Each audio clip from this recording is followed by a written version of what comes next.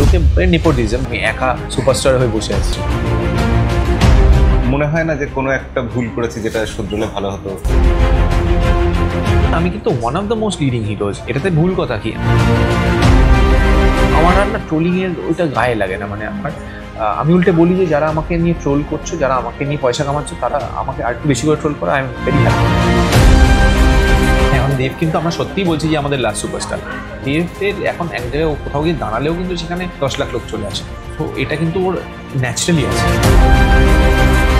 দেবকে দেখে আমার মনে হচ্ছিল, আরে বাপরে বাপ, বাংলা সিনেমা এরকম হিরো হয়। সেইখান থেকে আমার ইন্সপিরেশন যে আমিও যদি কোনোদিন এরকম কিছু করতে পারি।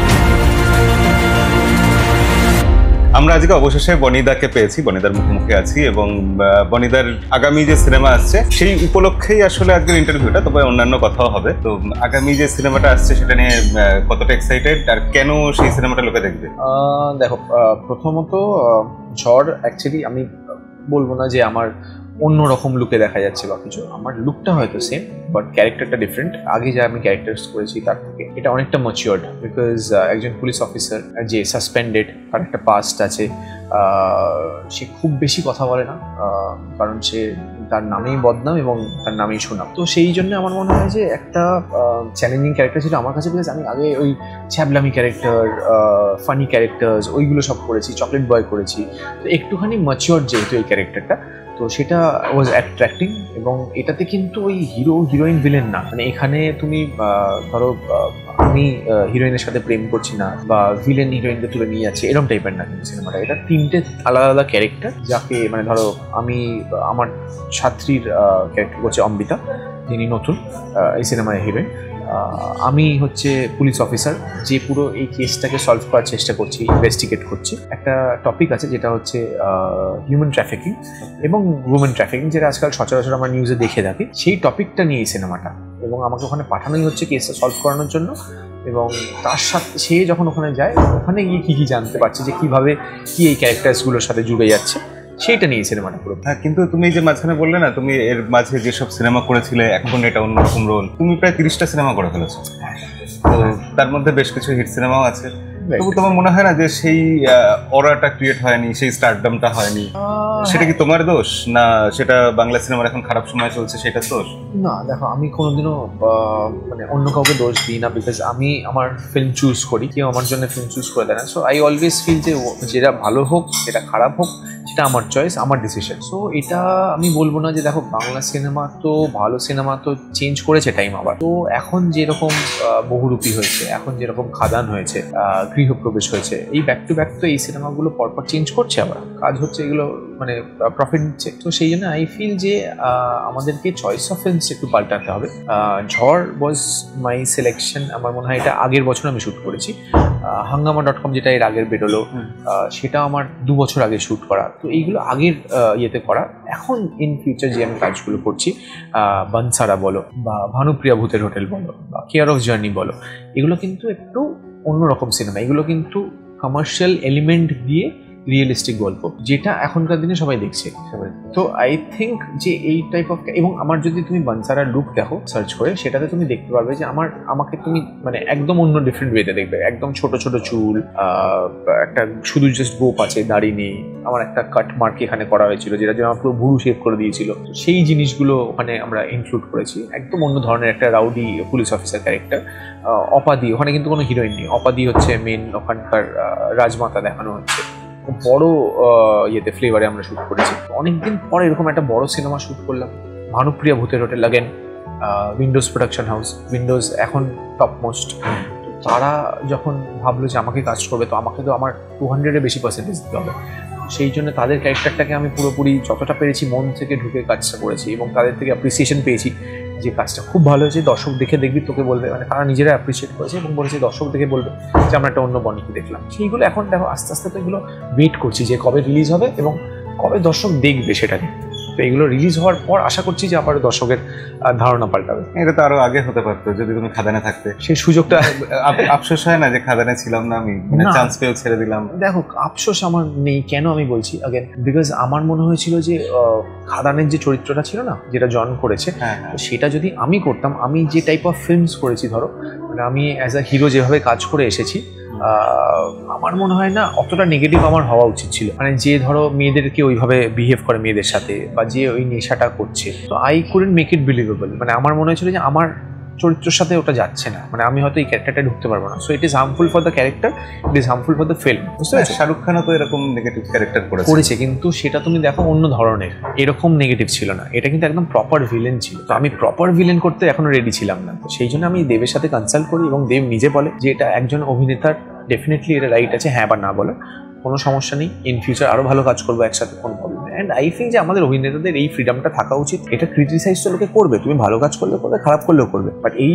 ফ্রিডমটা আমাদের থাকা উচিত যেখানে যে আমরা একটা ক্যারেক্টারকে হ্যাঁ বা না বলতে পারি। তো আমার ওই মনে হচ্ছে যে আমি I will not justice to the character, and John has done a brilliant job. আমার মনে হয় যে ও ওই ক্যারেক্টারটাকে খুব ভালো ফুটিয়ে তুলতে পেরেছে। শুরুতেই তোমার যেরকম বরবাদের মতো সিনেমা এসেছিল, এত বড় হিট, তারপর এখন আবার তোমাকে নিয়ে যে সমালোচনা হয়, সোশ্যাল মিডিয়াতে নানা রকম ট্রোল হয়, তোমার মনে হয় না কোথাও ইনজাস্টিস হচ্ছে? বা দেখো, আমাদের ইন্ডাস্ট্রির একটা প্রবলেম আছে যে যতক্ষণ না তোমাকে দেখছে একটা অন্যরকম কাজ করতে, ততক্ষণ তোমার উপর বিশ্বাস করে না। যেটা হচ্ছে ধরো বড় ডিরেক্টররা, বড় প্রোডাকশন হাউসরা, তাদের আন্ডারে তো আমি একটা টাইম কাজ করেছি, সেই সময় কিন্তু ব্যাক টু ব্যাক তারা আমাকে অফার দিয়ে গেছে। এখন যখন কি হয়েছে, আমি নতুনদেরকে সাহায্য করেছি বা নতুনদের সাথে কাজ করেছি, বা নতুন প্রোডাকশন হাউস বা নতুন ডিরেক্টরদের সাথে কাজ করেছি, তখন কিন্তু আবার ডিরেক্টররা ভাবছে যে ওকে কাস্ট করবো, এখন ওকে কাস্ট করাটা ঠিক হবে কিনা। তো আবার ওই জন্য আমি একটা বছর গ্যাপ নিলাম। আমি একটা বছর সিনেমা বন্ধ রাখলাম, যে আমি একটা বছরে কিছু করবো না, যেগুলো আগের আছে সেগুলো রিলিজ হোক। এই বছরে এসে আবার আমি যেগুলো শুরু করলাম, ধরো বানসারা, একদম অন্য ধরনের একটা বড় ওয়েতে আমরা প্রেজেন্ট করছি।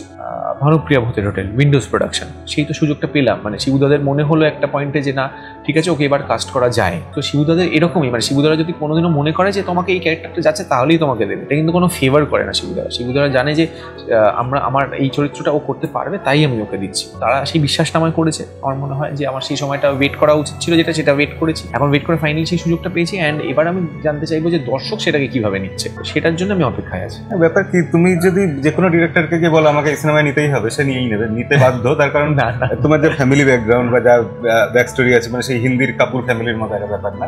ওইখানে আমাদের নেই সেটা। আমাদের বাংলা ইন্ডাস্ট্রিতে সেটা হলে তো মানে সবার সিনেমা করে ফেলেছি। কিন্তু এই অভিযোগ তো শুনতে হয় সবসময় যে নেপোটিজমের জন্য তোমার এই অ্যাডভান্টেজ আছে, ওই অ্যাডভান্টেজ আছে। ওই তো বললাম, মানে লোকে নেপোটিজম, বাট নেপোটিজম যদি থাকতো তাহলে তো আমি সবার সাথে দুদিনে কাজ করে ফেলেছি। মানে সব বড় বড় ডিরেক্টরদের সাথে কাজ করে ফেলেছি, সব বড় হিরোইনদের সাথে কাজ করে ফেলেছি। আমি একা সুপারস্টার হয়ে বসে আছি, বাট সেই নেপোটিজমটা আমাদের ইন্ডাস্ট্রিতে নেই। আমাদের ইন্ডাস্ট্রিটা খুব ছোট ইন্ডাস্ট্রি, সেটার মধ্যে নেপোটিজম বা বলো যদি ওই এর প্রতি হিংসা, ওর প্রতি হিংসা, ওইগুলো করতে যদি আমার টাইম চলে যায় তাহলে খুব মুশকিল। তো আমি যেহেতু ছোটবেলা থেকে ফিল্ম ইন্ডাস্ট্রির সাথে যুক্ত, আমার দাদুকে দেখে এসেছি, আমার মাকে দেখে এসেছি, বাবাকে দেখে এসেছি। তো মানে কি হয়েছে না, 3টে জেনারেশন দেখেছি আমি, আমার জেনারেশনটাও এখন দেখছি। তো আই এম ইউজ টু ইট। আমার আর না ট্রোলিংয়ের ওইটা গায়ে লাগে না। মানে আমি উল্টে বলি যে যারা আমাকে নিয়ে ট্রোল করছো, যারা আমাকে নিয়ে পয়সা কামাচ্ছ, তারা আমাকে আর একটু বেশি করে ট্রোল করো, I am very happy, no problem. আমার নেগেটিভ পাবলিসিটি আমার কাছে, আমার জন্য আমি অলওয়েজ বিলিভ করি। এটাই আমরাও সবসময় বলি যে নেগেটিভ পাবলিসিটি হলেও সেটা তো একদমই আমাকে নিয়ে যে লোকে কথা বলছে এবং তাদের মনে হচ্ছে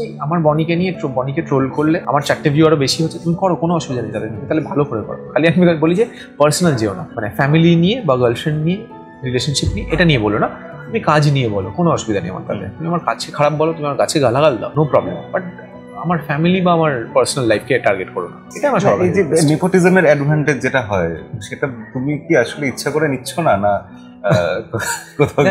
আমি কিন্তু অ্যাকচুয়ালি আমি গিয়ে অ্যাপ্রোচ করতে পারছি না ডিরেক্টরের কাছে যে আমাকে এটা দিতেই হবে। এটা আমার অ্যাকচুয়ালি অ্যাট্রিবিউট। আমি সত্যি কথা বলবো, আমি ধরো যখন ছোটবেলাতেও, মানে আমি যখন প্ল্যান করি, মানে আমার তো আজকে 11 বছর হয়ে গেল ইন্ডাস্ট্রিতে। আমি যখন প্রথম চেষ্টা করা শুরু করেছি, আমি যখন প্রথম সুযোগ পাই SBF এর শ্রীকান্তার থ্রু, দুটো আছে, প্রোজ অ্যান্ড কনস বোথ। মানে ধরো তোমার একটা অ্যাডভান্টেজ হচ্ছে তুমি এই যে ডিরেক্ট শ্রীকান্ত মহতার কাছে পৌঁছতে পারছো, যেহেতু চেনাশোনা আছে মায়েদের, এটা হয়তো অনেকে পৌঁছতে পারছে না। কিন্তু তারা কিন্তু এরকম না যে আমি তাদের কাছে গিয়ে বলেছি যে দাদা আমি সিনেমায় কাজ করবো, আচ্ছা চলো কালকে করছিস তুই, এটা হয়নি। আমাকে কিন্তু 3 বছর ওয়েট করতে হয়েছে। 3 বছর আমি বারবার প্রত্যেক ধরো 6 মাস অন্তর আমার ছবি তুলতাম, কি বলতাম দাদা দেখো এখন বেটার লাগছে, এখন করতে পারবো কাজ। তো একটা পয়েন্ট এরকম হয়েছিল, 2-2.5 বছর পর আমার মনে হচ্ছিল যে আর বোধহয় একদম। এবং আমার বাবা যদি চাইতো আমাকে তো হিরো করতেই পারতো, বাবা তো ডিরেক্টর ছিল, এত নাম করা, আমার কাছে ব্যাক টু ব্যাক প্রডিউসার। তখন আমার বাবা বলেছিল তুই যদি স্ট্রাগল না করিস লাইফে, তুই জীবনে ভালো অভিনেতা হতে পারবি না এবং ভালো মানুষ তৈরি হতে পারবি না। তো এই স্ট্রাগলটা কর, এটা তোকে অনেক কিছু শেখাবে। আমি স্ট্রাগলটা করেছিলাম বলে আমার মনে হয় আমার মধ্যে এই পেশেন্স লেভেলটা আছে। আমি যে এতটা মাথা ঠান্ডা এখন হয়ে গেছি এটা আস্তে আস্তে আমাকে শিখিয়ে দিয়েছে। অ্যান্ড আমার মনে হয় যে স্ট্রাগলটা করেছি বলেই আছে, কিন্তু লোকে যতই যাই বলুক কোনোদিনও কেউ আমাকে খারাপ মানুষ বলতে পারে না। সেই জিনিসটা আমার মধ্যে আছে। I always behave nicely with everyone. এটা তুমি টেকনিশিয়ান বলো, তোমাদের যে কোনো নতুন কেউ আমার সাথে কাজ করতে আসে তার সাথে বলো, এভরিওয়ান সবাই কিন্তু বলে যে বনিদার ব্যবহারটা খুব ভালো, which is very important to me, যে আমি সবার সাথে ভালো ব্যবহার করছি কিনা, বাকিটা বাকি বোঝা যাবে। এটা একটা ছিল। আমি সত্যিই চাই না, আমি যখন অডিশনে যেতাম প্রথম আমি কিন্তু কোনোদিনও বলে যাইনি যে আমি কিন্তু অনুপ সেনগুপ্ত প্রিয়া সেনগুপ্ত ছেলে, সুখেন দাসের নাতি, আমাকে আলাদা জায়গা দাও ভাই, কোনোদিনও করিনি। আমার এখানে এই একটা সোফায় যদি 40 জন বসেছিলাম তার মধ্যে আমি বসেছি, সেই জিনিসগুলো করেছি। মিনার্ভা থিয়েটারে আমাদের যখন আমরা থিয়েটার করি, আমার একটা ছোট্ট পার্ট পেয়েছিলাম আমি ওখানে, সেটাতে আমার একটা মনোলগ ছিল, আমার মনে আছে আমি 16টা-17টা শো করেছিলাম। এবং আমি সেখানে কিন্তু মেট্রোতে যাওয়া আসা করতাম, বাসে যাওয়া আসা করতাম, আমাদের কাছে কিন্তু গাড়ি ছিল, আমি কিন্তু সেগুলো ইউটিলাইজ করিনি। আমার মানে এটা আমার ছোটোবেলা থেকে ফিল ছিল যে আমি আমার নিজের জন্য কিছু নিজে করে নেবো, আমার বাবা মার টাকাটা দরকার নেই। তো এটা বাবার জন্যই হয়েছিল অ্যাকচুয়ালি। বাবা আমাকে যেখানে দেখতাম বন্ধুরা সব 100 টাকা করে স্কুলে নিয়ে আসছে, সেখানে আমি 10 টাকা করে নিয়ে যেতাম। তো সেটা আমাকে একটা খিদেটা বাড়িয়ে দিয়েছিল, ওরা 100 টাকা করে নিয়ে আসছে, আমি 10 টাকা করে কেন নিয়ে আসছি, আমিও 100 টাকা করেই নিয়ে আসবো। তো আমার নিজেকে করে নিতে হলে নিজে করে নেবো, এই জিনিসটা আমার মধ্যে এসেছিল। ওটা একটা প্লাস পয়েন্ট ছিল। এর মধ্যে আমরা দেখেছি রবিনস কিচেন এর মতো যখন সিনেমা এসেছে প্রচুর ট্রোলিং হয়েছে, ফলে দর্শক আসেনি। রাইট। কি মনে হয় আসলে কারণটা কি? সিনেমাটা কি এতটাই খারাপ ছিল? তুমি যখন স্ক্রিপ্ট পড়েছিলে, সিনেমাটা বেঁচেছিলে, নিশ্চয়ই এতটা খারাপ ছিল না, এটা হতে পারে না। না, আমি বলছি যে এটা সমস্যা হয়ে যায় হচ্ছে যে নতুনদেরকে, এটা আমারই ডিসিশন, নতুনদেরকে যখন আমি সাপোর্ট করতে যাই, এবার তাদেরকে তো ইকুয়ালি সাপোর্ট ব্যাক করতে হবে তোমাকে। ধরো একজন প্রডিউসার, সে বললো আমি সিনেমাটাকে খুব ভালোভাবে প্রমোট করবো, সিনেমাটাকে আমি খুব ভালোভাবে বানাবো। তুমি যখন প্রথম 2-3 দিন শ্যুট করছো, তারপর যখন তুমি বুঝতে পারছো যে প্রোডাক্টটা কিন্তু ওরকম দাঁড়াচ্ছে না, তখন তুমি কি করবে? তখন তো তোমার হাতে আর কিছু নেই, তুমি তো অলরেডি করে ফেলেছো কাজটা, তোমাকে কাজটাকে শেষ করতে হবে। প্রমোশনের সময় আমরা রিকোয়েস্ট করি যে দাদা তাহলে সিনেমাটাকে ভালোভাবে প্রমোট করি। সেই প্রমোশনটাও যদি না পাই, একটা কি হয়, এক প্রডিউসারও যারা আসে তারাও তো একটা টাকা ইনভেস্ট করছে, তারাও চাইবে যে টাকাটা ফেরত আসুক, তারাও একটা লিমিটেশনের মধ্যে থাকে, জানে যে আমি যতটা কমের মধ্যে করতে পারবো আমার হয়তো একটুখানি প্রফিটটা আমি দেখতে পাবো, আগামী দিনে আরেকটা আমি ছোটো সিনেমা করতে পারবো। এটা হয়ে গেছে কি হচ্ছে ইন্ডিপেন্ডেন্ট প্রডিউসারদের থট প্রসেস। এবার যতক্ষণ না আমি ধরো বড় সংস্থার থেকে সুযোগটা পাচ্ছি, আমি তো সেই আবার বড় কাজটা দেখাতে পারছি না, বুঝতে পারছো? সেইটা একটা অপেক্ষা করতে হয় যে বড় কাজটা আবার কবে সেই সুযোগটা পাবো। সেটা হয়তো মানে দেখো, আমি চাই না কোনোদিনও যে আমি সেটাকে ইউটিলাইজ করি যে আমি এর ছেলে বা এই ফ্যামিলিতে বিলং করি, সো আমি গিয়ে বলি যে আমায় করে দাও।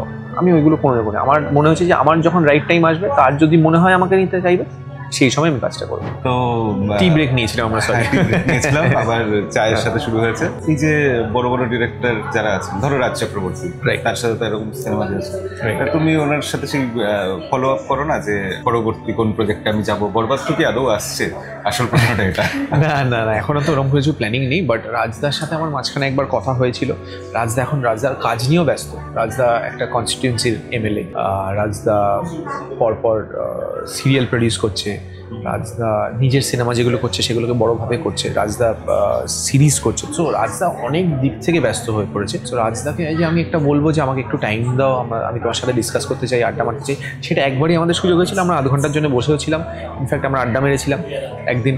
তো তারপরে এটার জন্য না কি হতে হয়, অ্যাটলিস্ট ওই উইকে একদিন আড্ডা মারলাম বা সপ্তাহে 2বার, মাসে 2বার আড্ডা মারলাম, সেটা করলে না একটা থট প্রসেস বাড়ে যে রাজা আমি এটা এরকম কি করা যেতে পারে, বা রাজা বলে তুই একবার দেখতে এরকম করে দেখ, সেটা হতে পারে। বাট সেই কমিউনিকেশন গ্যাপটা আমাদের হয়ে গেছে যে রাজদা নিজের কাজ নিয়ে ব্যস্ত, আমি আমার কাজ নিয়ে ব্যস্ত। সেই জায়গাটা আবার যখন আমরা একটুখানি হয়তো ডেফিনেটলি আর একটু টাইম গেলে প্ল্যানিং নিশ্চয়ই করব যে আবার বরবাদের মতো বা পার্বণার মতো যদি কিছু করা যায়। ডিরেক্টররা তো ব্যস্ত হয়ে গেছে বুঝলাম। তো কিন্তু এই যে ঝড়ের ধরো ট্রেলার যে দেখে খুব ভালো লাগছে আমাদের, কিন্তু পারফেক্ট তো নয়। তোমার দেখে মনে হয় না যে এই জায়গাটা একটু ত্রুটি ছিল, আমি ঠিক করে দিতে? 100%। আমি ডিরেক্টর হলে আরো ভালো হতো। 100%। এটা তো সবসময় একজন অ্যাক্টরের মনে হয় যে আমার এটার জায়গায় এটা হলে ভালো হতো।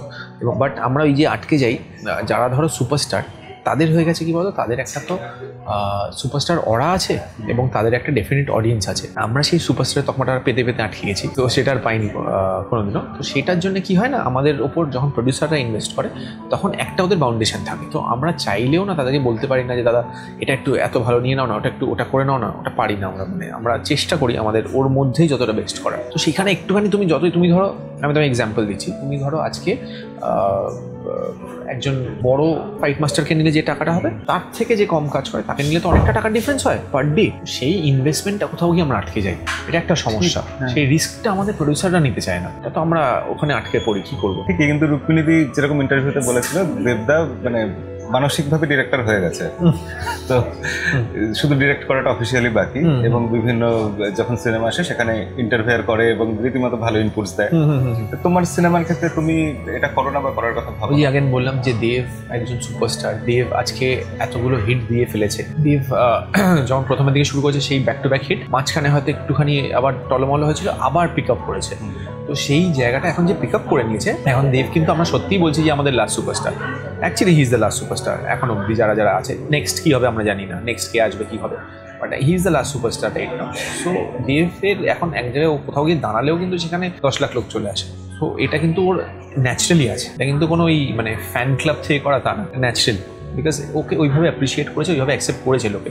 আমরা সেই সুযোগটা পাইনি, আমরা সেই সুযোগটা পেলে হয়তো সেই আমরা এতটা না হলেও কিছুটা তো পারতাম, সেই সুযোগটা আমাদেরকে দেওয়া হয় না। প্রোডাকশন হাউস বলো, ডিরেক্টর বলো, দুজনের তরফ থেকে আমরা এটা আমাদের, আমি, অঙ্কুশ, ইয়াশ, এই যারা গ্রুপের যারা আছি তাদের এটা অলওয়েজই একটা কমপ্লেন থেকে যাবে, আমাদেরকে ওই সুযোগটা দেওয়া হলো না। কারণ এই সময় আবির দা, পরম দা, অনির্বাণ এই জনরের সিনেমা শুরু হয়ে গেল, যেখানে ওরা ডিফারেন্সিয়েট করে দিল দুটো অডিয়েন্সকে, যে এরা শুধু কমার্শিয়াল সিনেমা পারে, এরা শুধু প্যারালাল সিনেমা পারে। তো আমাদের কাছে সিনেমা, আমরা কমার্শিয়াল প্যারালাল দেখি, আমাদেরকে যে কোনো চরিত্র দেবে আমরা আমাদের 100% দেবো, এটাই হচ্ছে আমাদের থট প্রসেস। বাট ওইটা দর্শক ডিভাইড হয়েছে, আর কি করা যাবে। এই সুপারস্টারের কথা বলি, মানে যদি রাগ না করো বলি, না, এই যে তুমি বলেছিলে না লিডিং হিরো বলে, যে সেটা নিয়ে এক সময় তোলপাড় হয়ে গেছিল সোশ্যাল মিডিয়া, এই ব্যাপারটাকে এখন কিভাবে দেখো? মানে মনে হয় কি এখন ওই চান্স পেলে আমি ওই কথাটা বলতাম না?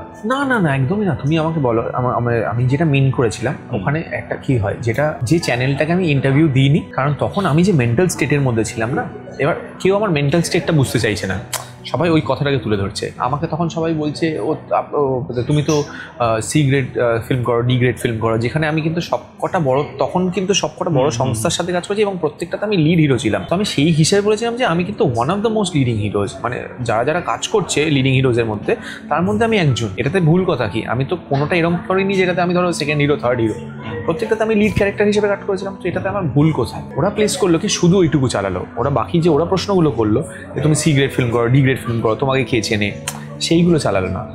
তো সেটা আমি ওই মেন্টাল স্টেটে, যেখানে আমাকে যে আমি ওই মেন্টাল স্টেটে যখন আমি ওরকম একটা সিচুয়েশনের মধ্যে, তখন তুমি আমাকে এরকমভাবে চার্জ করছো যেখানে তোমরাই আমার প্রমোশনের সময় তুমি আমাকে এসে ইন্টারভিউ করো যে সেই সিনেমার জন্য, তাহলে তোমরাও সেই C grade D grade news channel হয়ে গেলে না। তো সেইটাই হচ্ছে ব্যাপার, মানে ওই সময়টাতে লোকে তোমায় টার্গেট করে, তোমার নেগেটিভিটি বের করার চেষ্টা করে।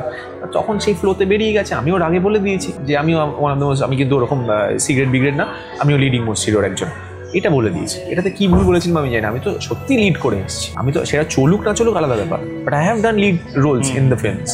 সেটা আমার ওইটাই মিনিং ছিল, আমি আর অন্য কিছু মিন করি না। তখন রাগ হয় না, মনে হয় না যে এরকম না সত্যি বা ভুল ব্যাখ্যা? না, রাগ হয় না, আজকাল আর সত্যি রাগ হয় না। ডেফিনেটলি খারাপ লাগে যে কেন এটা হচ্ছে, কারণ আমি সত্যি মানে ইন জেনারেল তোমার সাথে ফার্স্ট টাইম আলাপ, তুমি নেক্সট টাইমও যখন আমার সাথে আলাপ হবে আমি কিন্তু এরকমই, মানে আমি এরকমই থাকি, মানে এটা শুধু ক্যামেরার জন্য না, আমি ইন জেনারেল লাইফ অলসো আমি এরকমই। এবং আমাকে মানে কৌশানি বলে যে তুমি একটু বেশি ডাউন টু আর্থ, মানে এতটাও ডাউন টু আর্থ ভালো না। তো এটা একটা আমার ফল্ট, যে আমি সবার সাথে ইকুয়ালি ইয়ে করি, তো সেটার অ্যাডভান্টেজ হয়তো লোকে নেয়।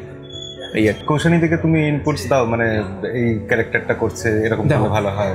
কাজের ক্ষেত্রে আমি কোনোদিনও কাউকে আমি বিশ্বাস করি যে আমি ওর থেকেও কোনো সাজেশন নেবো না, বা আমি ওকে কোনো সাজেশন দেবো না। হ্যাঁ, ডেফিনেটলি হয়তো ওই আমার কোনো সময় প্রশ্ন করলো যে বনি আমার কিরকম কোনো চরিত্র করা উচিত, তখন আমি হয়তো সাজেশন দেবো, বাট আমি নিজে থেকে কোনোদিনও কাউকে আটকাইনি। এটা আমি আমার বাবার থেকে শিখেছিলাম, যে বাবা মাকে কোনোদিনও আটকাতো না। তো আমি কিন্তু ওটা কোনোদিনও করি না যে না তুমি এই সিনেমাটা করবে না, ওই ফিল্মটা করবে না। তো আমার এটা নেই আমার মধ্যে। তো অলওয়েজ ও যখন এসে আমাকে সাজেশন চায় আমি দেবো ডেফিনেটলি। বা কোনো সিনেমায় যদি আমার মনে হয় কোনো বাইরে, দেখো আমরা একে অপরের ক্রিটিসাইজার, মানে আমরা নিজেদেরকে ক্রিটিসাইজ করতেই পারি, তাহলেই আমরা, কারণ দেখো সবাই ভালো বলবে, নেগেটিভটা কেউ বলে না। তো আমি ওকে ওর নেগেটিভটা ধরিয়ে দিই, ও আমাকে আমার নেগেটিভটা ধরিয়ে দেয়। তো সেটা আমাদের মধ্যে ওই আন্ডারস্ট্যান্ডিংটা আছে, ওই বন্ডিংটা আছে, যে এটাতে কিন্তু আমাদের ইগো ক্ল্যাশ করে না, বা আমাদের খারাপ লাগে না। আমি যদি ওকে কিছু নেগেটিভ বলি, ও কিন্তু বলে আচ্ছা তাই, তাহলে ও আবার ওই জিনিসটাকে দেখে সেটাকে শোধরানোর চেষ্টা করে। মানে আমার কি হচ্ছে, আমারও প্রথম আমি যখন বাংলায় কথা বলতাম, যেহেতু আমরা ইংলিশ মিডিয়ামে পড়ে আসা, তো এই একটা অ্যাকসেন্ট থাকে, সেটাকে আমাকে কাটাতে হয়েছিল, ওয়ার্কশপ করতে হয়েছিল।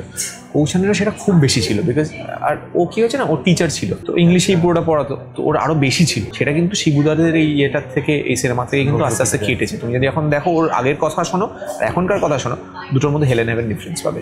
লুঙ্গি ম্যান বলে একটা সিনেমা আসবে বলে খুব শোনা যাচ্ছিল, সেটার কি হলো? সেটা অ্যাকচুয়ালি দেখো আমার এটা মানে এটা অদ্ভুত একটা কৌতূহল কিন্তু তৈরি হয়েছিল বেশ। হ্যাঁ মানে ওটা নিয়ে অ্যাকচুয়ালি মানে আমি বোকাই হয়েছিলাম, বিকজ ওটা একজন সংস্থা তারা এলো বড় করে করব কাজটা, এবং আমাকে বললো যে ফার্স্ট টাইম ওরম ভাবে দেখাবো লুঙ্গি পরে।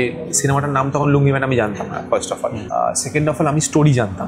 আমাকে খালি বলা হয়েছিল যে তুমি ভিলেন বাট মেন ক্যারেক্টার, আর এদিকে অন্যজন যে আছে সেও হিরো বাট ও হচ্ছে তোমার সাপোর্টিং এ, মানে ও তোমাকে পুরোটা করতে করতে লাস্টে গিয়ে জানা যায় ও হিরো। যখন স্ক্রিপ্ট শুনলাম পুরোপুরি আলাদা, যখন হঠাৎ করে ওরা রিলিজ করে দিল যে লুঙ্গি ম্যান আসছে এইসব, আমরা জাস্ট একটা ফটোশুট করেছিলাম যে একটা লুক সেট করবো যে দাদা লুকটা কিরম লাগছে, সব রিলিজ হয়ে গেল। আমাকে বললো একটু প্লিজ করে দাও, একটু প্লিজ করে দাও। আমি প্রথমে না বলেছিলাম, তারপরে এতবার বলাতে আমি বললাম ঠিক আছে চলো আমি এটা রিটুইট করে দিচ্ছি, বাট এটা কিন্তু নামটা পরে চেঞ্জ করতে হবে, এবং স্ক্রিপ্ট কিন্তু এটা যদি থাকে আমি তাহলে কাজ করবো না। স্ক্রিপ্ট চেঞ্জ করতে রাজিও ছিল না, প্লাস ওদের ওই বাজেটটাও ছিল না, ওরা জাস্ট ওটা একটা সামহাউ ওই নিজেদের একটু নাম করার জন্য ওটা করে চলে গেল। সো ওটা আগেন আই ওয়াজ ব্লাফড, তো ওটা একটা ব্লাফই ছিল বেসিক্যালি। এরকম লোকের সুযোগ নেয় তোমার ভালো মানুষের। এটাই বললাম যেটা আমার প্রবলেম হচ্ছে সেটা, যে আমি একটু বেশিই ভালো হয়তো মানে মনে হয় না যে কোনো একটা ভুল করেছি যেটা শুধরলে ভালো হতো, ফিরে গেলে ওটা শুধরে নিতে পারতাম। না দেখো এভরিথিং ওয়াজ মাই চয়েস। এখন অব্দি লাইফে যা যা করেছি এটা আমার ডিসিশন ছিল। আমি একটু চাপা টাইপের মানুষ, মানে আমার যা হয় আমার নিজের মধ্যে আমি নিজের মধ্যেই রেখে দিই। I never discuss with anyone, মানে আমার মা বাবার সাথেও ডিসকাস করি না, কৌশলের সাথেও ডিসকাস করি না। আমি একটু নিজের মধ্যে রাখতেই ভালোবাসি, এবং এটা আমার হ্যাবিট অ্যাকচুয়ালি। আমি নিজেই সলভ করতে ভালোবাসি সব কিছু। তো সেই জিনিসটা আমার every decision I have taken is mine, I on ইট। আমার কোনো কিছু আমি যদি খারাপ কাজ করে থাকি সেটা আমার ডিসিশন, যদি ভালো কাজ করে থাকি সেটা আমার ডিসিশন। তো ওই জন্য আমার মনে হয় না কিছু আমি পাল্টাতে চাইবো। হ্যাঁ, কিছু মিসআন্ডারস্ট্যান্ডিং যেগুলো ক্রিয়েট হয় সেগুলোর জন্য আমি সেটাকে আবার শুধরে নিই নিজেকে, ওইটুকুই বাস। তার বাইরে আমার মনে হয় না আমি কিছু ভুল কাজ করেছি যেটার জন্য আমাকে মুখ লুকিয়ে বেড়াতে হবে। বাংলা সিনেমার পাশে দাঁড়ান এটা তুমি বলো না, মানে এটা কি বাংলা সিনেমার প্রতি আশা ছেড়ে দিয়েছো না দর্শকদের প্রতি আশা ছেড়ে দিয়েছো? না ওইভাবে পাশে দাঁড়ান বলে ওইরকম মানে ভিক্ষা চাওয়াটা আমার মনে হয় না এইভাবে মানুষকে সিনেমা দেখানো যায়। আমার মনে হয় তার চেয়ে আমরা ভালো সিনেমা করি, যে সিনেমাগুলো দর্শক দেখে বলবে যে হ্যাঁ ভালো, এবং ভালোভাবে প্রমোশনটা করি যাতে সবার কাছে পৌঁছে যায় যে হ্যাঁ এরকম একটা সিনেমা আসছে, দেখি তাহলে কি আছে। সেই জিনিসগুলোকে ক্রিয়েট করা ইজ মোর ইম্পর্টেন্ট দ্যান ওই রিকোয়েস্ট করা বা ভিক্ষা চাওয়া যে ভাই আমাদের পাশে দাঁড়ান দয়া করে। বাংলা সিনেমা একটা টাইমে তো এরকম ছিল যে বাংলা সিনেমা থেকে অন্য সিনেমা নিয়ে যেত, সেই জায়গাটা আবার ফেরত আসতে হবে, এবং আস্তে আস্তে হচ্ছেও সেই জায়গাটা। যেখানে এরকম সিনেমা হচ্ছে যেখানে ধরো পোস্তর মতো একটা সিনেমা হচ্ছে সেটা আবার হিন্দিতে হলো, তো সেই জন্য আমার মনে হয়, এবং ভূতের ভবিষ্যৎ হয়েছে এটা আবার হিন্দিতে হয়েছে, সেই আমার মনে হয় যে এরকম আমাদের অনেক স্টোরি রাইটার আছে, এরকম অনেক ডিরেক্টর আছে যারা এরকম কাজ করতে পারে, এবং সেটাই আমাদের দরকার। এবং আমাদেরকে ওই জাস্ট আমাদের দেখো, তুমি তোমার প্রোডাক্ট সেল যদি ভালো করে না করতে পারো তো কিনবে না, আমাদের সেটাই ইম্পর্টেন্ট। আমাদেরকে ভালো করে প্রমোশন করতে হবে, আমাদের প্রোডাক্টটাকে ভালো করে সেল করতে হবে। আচ্ছা, বেশিক্ষণ আটকে রাখবো না। বলছি যে তুমি এই যে বলছো না এই সিনেমাগুলোর কথা, তো তুমি ছোটবেলা থেকে কিরকম সিনেমা দেখে বড় হয়েছো আসলে? আমি অ্যাকচুয়ালি আমি অদ্ভুত টাইপের, মানে আমার একটা ফেজ যায়, আমার যেরকম নতুন নতুন ধরনের জনরাস পছন্দ হয়। আমার যেরকম ইয়ে জাওয়ানি হে দিওয়ানি খুব পছন্দের সিনেমা, মানে ওই রকম একটা রিয়েলিস্টিক কলেজ গোয়ারদের নিয়ে এরকম একটা কমার্শিয়াল এলিমেন্ট নিয়ে সিনেমা। আমার 3 ইডিয়টস খুব ভালো ফেভারিট সিনেমা। তো এই টাইপ অফ সিনেমা আমার খুব ভালো লাগে। তো তার আগে ধরো আমি দেখেছি হচ্ছে বাবার মায়ের আঁচল পরিবার, তারপর তোমার মহাগুরু। হ্যাঁ, মানে তুমি ইংলিশ মিডিয়ামে পড়েছো, এদিকে ফ্যামিলি রুটটা একদম বাংলা সিনেমা। হ্যাঁ, আমার ফ্যামিলি এটা ছিল। এবং আমি ইংলিশ সিনেমার, আমি কিরকম সিনেমার ফ্যান আমি বলি, ইংলিশ সিনেমার আমি একটা টাইমে আমার যখন কলেজ বা আমি স্কুলে, তখন তো প্রচুর ইংলিশ ফিল্ম দেখি আমরা। হচ্ছে ধরো তখন হ্যারি পটার, নার্নিয়া, এবং তার সাথে যত স্পুফ মুভিজ বেরোতো সেই স্পুফ মুভির ফ্যান ছিলাম আমি প্রচন্ড।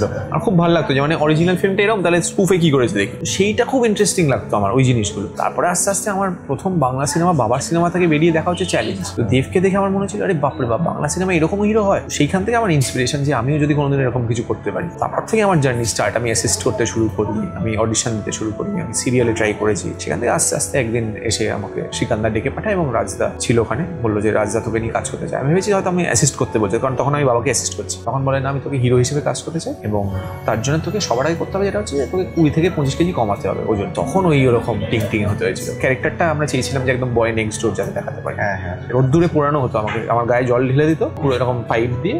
ভোর সকালবেলা যখন রোদ্দুর উঠতো আমাকে রোদ্দুরের মধ্যে বসিয়ে রেখে দিত, যাতে ওই ডেলি মেকআপ করে 2 ঘন্টা নষ্ট না হয়। তারপরে ইচ্ছা করতো সিনেমা করি, হিরো হই। হ্যাঁ, ওই আমি ভেবেছিলাম হয়তো এটাই খাটনি আমার, এটাই আমার স্ট্রাগল।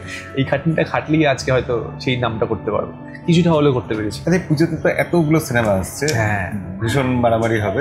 ঝড় কি ইচ্ছা করে এগিয়ে আসলো যে এটা মানে ইন্টেনশনালি করা, যে একটু আগে যেহেতু ফাঁকা আছে ওই সময়টাকে ইউটিলাইজ করা। এবং পুজোতে দেখো দুটো বড় সংস্থা আসছে, প্রথমত হচ্ছে আমাদের রক্তবীজ উইন্ডোজ, SVF রঘু টাকা। এই দুটো সংস্থা থাকলে এমনি ডিস্ট্রিবিউটাররা না তাদেরকে টাইমিং দেবেই।